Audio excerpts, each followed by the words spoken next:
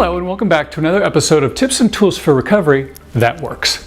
On today's episode, we're going to go through the 12 tips that Smart Recovery recommends for happy and healthy living. Because let's face it, happy and healthy living is a big part and indeed an intended outcome of your successful recovery. The subject of what constitutes happiness has been contemplated for millennia. Most people agree that happiness is a desired state of being, but no two people can agree on how to get there. For some, happiness comes through hard work. For others, it's family and a rich social life. For others, it's through their faith or service to others. And for some, it's none or all of these things. Smart Recovery is not designed to help you find happiness per se, nor does it claim to be able to. But health and happiness is often a key goal and intended outcome of successful recovery, and successful recovery is what we're all about.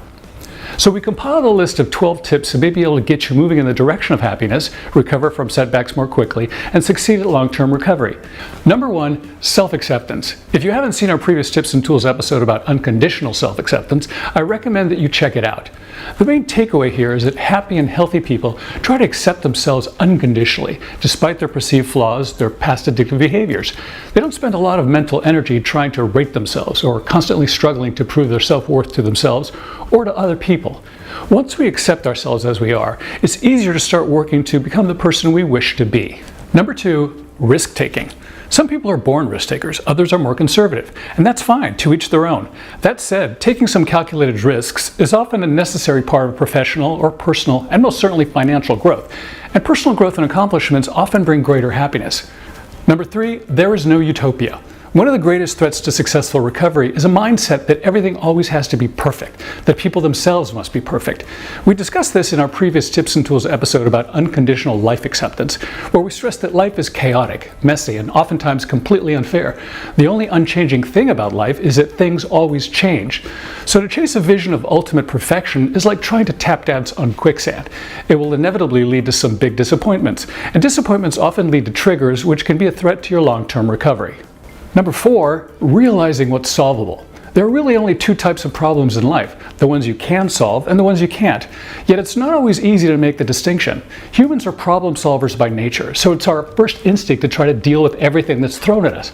But it's often unrealistic, which can lead to frustration, and frustration is fertile hunting ground for triggers. A happy, healthy life requires that we establish what problems we can control. Once we do, the more time and mental energy we can spend actually solving those problems and not becoming frustrated by the ones we can't. Number 5, taking responsibility. We've all heard the so-called victim mentality, where people believe that all of their problems are always out of their control. It's fate's fault, or so-called bad luck, or that their problems are always caused by other people. Well, other people can be a drag, that's for sure. For more on that, check out our previous Tips and Tools episode about unconditional other acceptance. The point here is that most happy and healthy people don't outsource the blame for their troubles to external forces, most of which they can't control. They accept much of the personal responsibility for their circumstances, how they think, how they feel, and how they ultimately behave as a result. And coming in at number 6, self-interest. Most of us like helping other people because it makes us feel needed, important, and loved. But there are healthy boundaries that many of us cross. There is such a thing as giving too much. Happy, emotionally balanced individuals know this boundary well. Yes, to some degree they sacrifice themselves for those they care about, but they don't forget that their personal interests are extremely important too and can't be completely overlooked for the sake of others all the time. Hey, I hope these first 6 tips for greater happiness were helpful to you. Join us for next month's episode where we look at the next 6 tips. And as always, thank you for joining us. Don't forget to like and subscribe, and we'll see you soon on Smart Recovery's YouTube series, Tips and Tools for Recovery That Works. Whoever you are, whatever you've been through, however you're recovering, wherever you're headed in life, Smart Recovery will always have your back. Smart Recovery, life beyond addiction. At Smart Recovery, we love producing recovery-related video content that entertains, motivates, and inspires anyone. So don't forget to subscribe to our YouTube channel and make sure you click on the bell icon to be the first to know when we post new videos. And please, help us help anyone who needs us to build their own life beyond addiction with a tax-deductible donation to Smart Recovery today.